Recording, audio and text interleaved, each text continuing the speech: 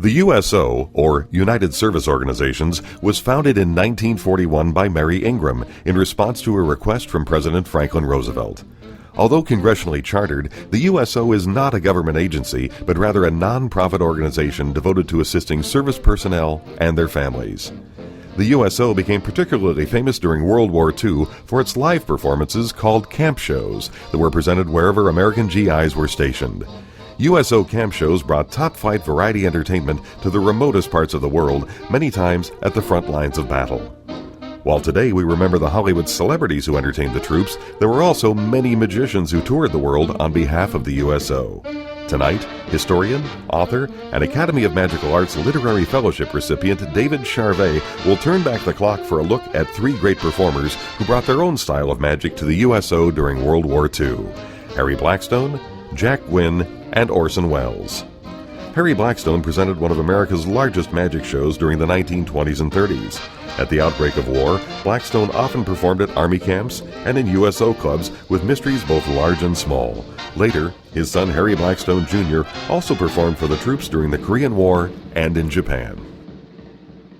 And now, please welcome one of magic's foremost historians, ladies and gentlemen, the incomparable David Charvet! Good evening. Thank you. Y'all having a good time?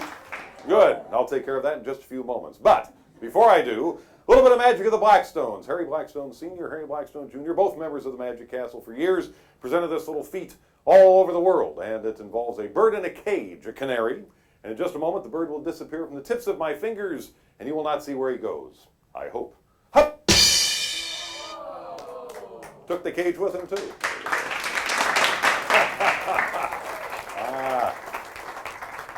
I heard that gentleman right down front. He said, "Up your sleeve." You did say sleeve, sir, didn't you? No? I'll tell you what. Have you just feel the sleeves, if you would, please. There, just feel the sleeves. That's good. There. Don't rub your hands on the coat. Just feel the sleeves. That's good. Good job. Good job. Let's see. A lovely lady over here. Yes, I'll tell you what. Would you feel around and tell me what you can find? What do you mean, not much? Oh, well, not well. I know. Are you two ladies doing anything right now? Would you put your purse right there? Would you put your purse right there? And would you stand up on your hind legs, both of you? Thank you. And would you come right up the golden stairway and join me? Let's make them feel welcome. A little curtain on the stage. There they go. Ya-da-da-da-dum. Lovely to look at, delightful to know, and heaven to kiss. I won't sing anymore. There you are. Hello there. Thank you for coming up from your comfortable seats onto our bright stage. Your name is? Kalitas. Kalitas. Pretty name for a pretty lady. Kalitas. Everyone say hi, Kalitas. Hi. And your name is, my dear? Cynthia. Cynthia, my sister's name. Cynthia. Say hello, Cynthia. Hello, Cynthia. Cynthia and Kalitas. Ladies, I invited you up here because what I just did, maybe you didn't quite get to see how fast it happened and all that stuff. So, I'm going to step backstage, get another cage, another canary, and I'll do it again with your help. But right now, while I'm back there, you stay out here, you entertain the troops. All right, I'll be right back. There you go, I'll be right back.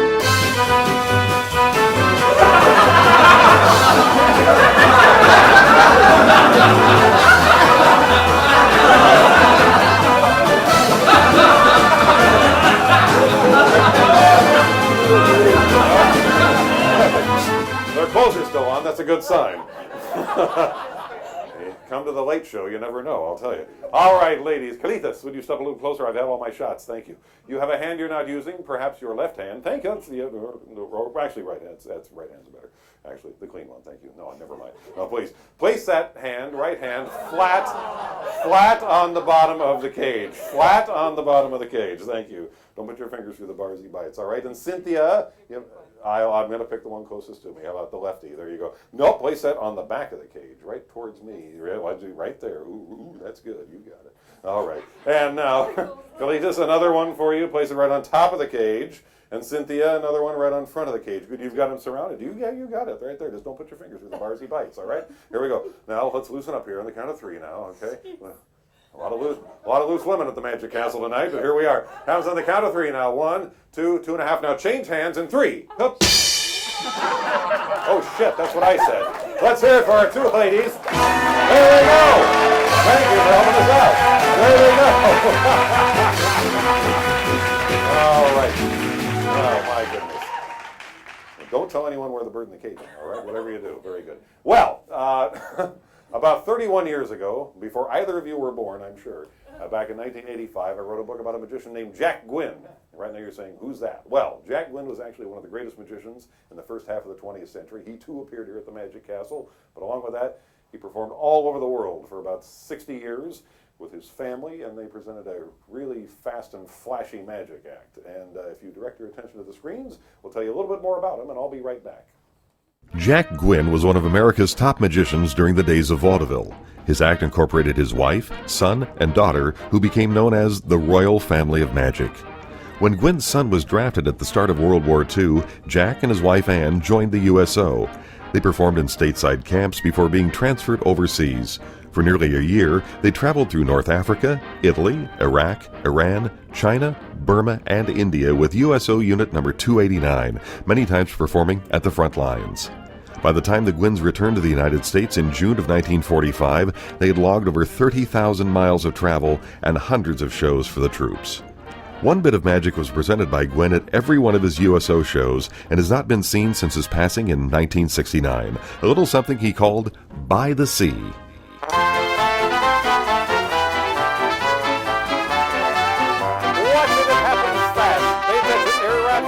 Something fishy. There we go.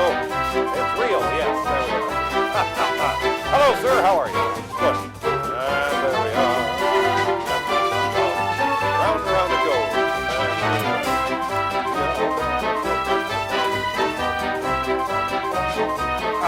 like that. Here we go.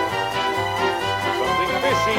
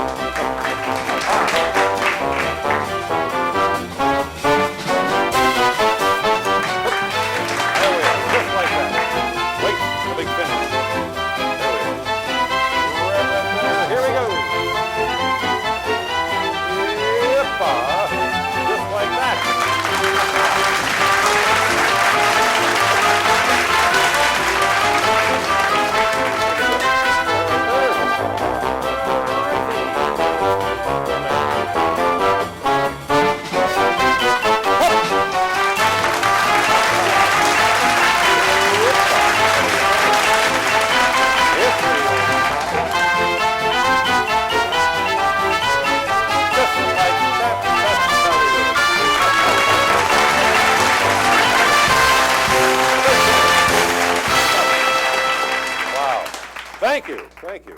Tell you a true story. Jack Gwyn traveled with that feat all throughout the USO, as you saw, for 30,000 miles. The best trick was he never broke a fishbowl. Believe me, that's the best trick. Anyway, well, moving right along, probably the greatest, well, actually the greatest magic show ever presented during World War II, the USO years, was done right down the street from the Magic Castle, presented by a man who is now recognized as probably being the greatest producer, director, and general all-around genius in the world of film. Once again, direct your attention to the screens, and I will be right back. Legendary filmmaker Orson Welles had a lifelong interest in magic. It was shortly after the release of his landmark film Citizen Kane that World War II broke out. In 1943, 28-year-old Orson created the Mercury Wonder Show, a lavish production staged under a circus tent on Cahuenga Boulevard in Hollywood, not far from the house that would later become the Magic Castle. Welles was a lifelong friend of the Larson family, who later created the castle, and Welles rehearsed his show at the theater in the Larson family home Brookledge in Hancock Park. Admission to the Mercury Wonder Show was free for all uniformed service personnel. Others paid up to $50 a seat, the equivalent of nearly $700 today, all of which was donated to the war effort. Welles loved the circus and brought elements of it to his Wonder Show with a cast that included actors Joseph Cotten, Agnes Moorehead, Marlene Dietrich, and Welles' wife Rita Hayworth. And now, a few moments from Orson Welles' Mercury Wonder Show. What's what we call Where Does the Duck Go? Here he is!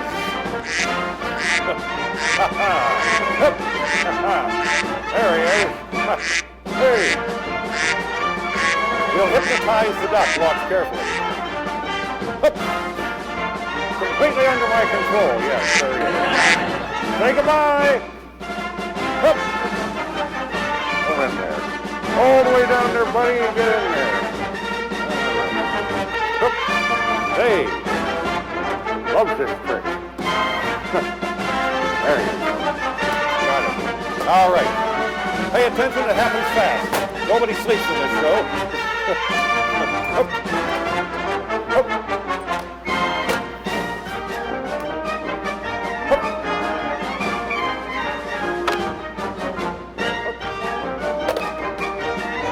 That's why we call it Where Does the Duck Go?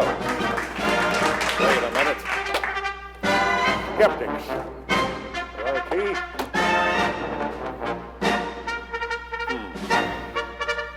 No. That's why we call it Where Does the Duck Go?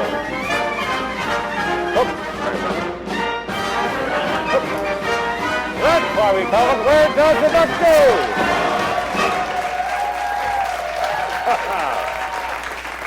Yes. Thank you.